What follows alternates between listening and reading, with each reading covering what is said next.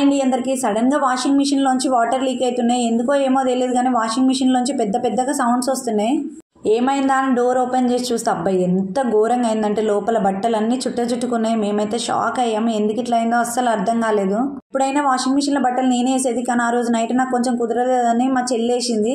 ఇంకా అసలు చాలా దారుణంగా అయిపోయింది. లోపల రబ్బర్ అంతా లూజ్ అయిపోయింది, బయటికి వచ్చేసింది. స్ప్రింగ్ కూడా బయటకు ఊడొచ్చింది. లోపల పార్ట్స్ కూడా కనిపిస్తున్నాయి. ఇంకా వాటిలోంచి బట్టలు తీయడానికి చాలా ఇబ్బంది అయింది. ఇంకా మా డాడీ ఎట్లనో అట్లా కష్టపడి ఒక 1 అవర్ టైం పట్టింది దాన్ని తీయడానికి.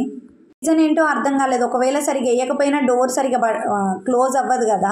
అసలు మరి మంచిగానే వేసినా అని చెప్పింది కానీ ఎందుకు ఇట్లా అయిందో అస్సలు అర్థం కాలేదు. చాలా టెన్షన్ అయింది. మా డాడీ అయితే చాలా భయపడ్డాడు ఆ సౌండ్ విని.